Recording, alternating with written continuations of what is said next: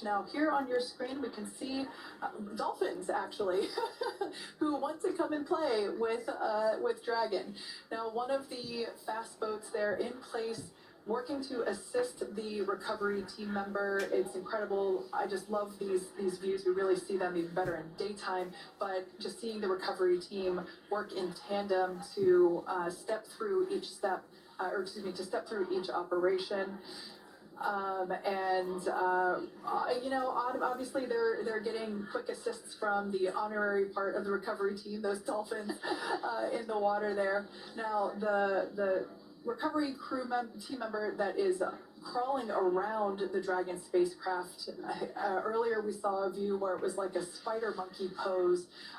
We can see that individual now standing in the bucket where the main parachutes were stored while Dragon was on orbit. Obviously, those main parachutes were utilized for splashdown today. They were deployed and cut from the Dragon capsule, and one of the other fast boats of the recovery team working to pull those out of the water. Now, the recovery team member that is there working on top of the Dragon capsule. Earlier, we saw that person performing safety checks. Now we can see some harnessing being placed around the capsule. This harnessing is what will be used to lift the Dragon capsule out of the water and onto the recovery vessel. Wow, we got a cute little pod of dolphins. It wasn't just one or two.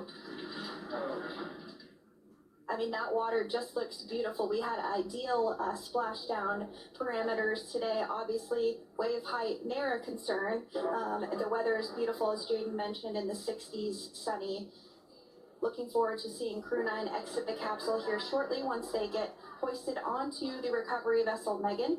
We can see that recovery vessel slowly but surely closing the distance there between, dolphin cam back again.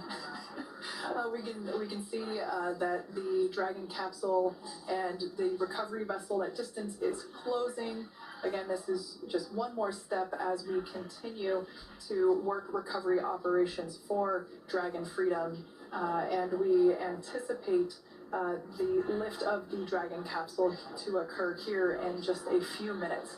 Now, once all of the rigging is on the capsule and it's hooked up to the recovery vessel, we will see the hydraulic arm, which is that kind of like bridge-like structure there at the aft end of the recovery vessel. We'll see that articulate backwards, and that's a good sign that we're getting even closer to pulling the capsule out of the water. It will then move forward, and the capsule will be placed inside of what you can see there is basically a basket. We call it the nest, Dragon nest, that's where the capsule will be placed in order for it to be translated to the forward end of the vessel and for the astronauts to egress.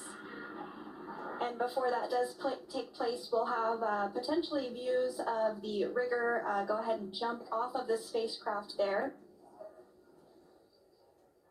That typically occurs when the spacecraft is a little bit closer to the recovery vessel, and we usually get a really good view of that particular operation from one of the onboard cameras from the recovery vessel. That is an operation that I have a lot of respect and admiration for, that individual that does that.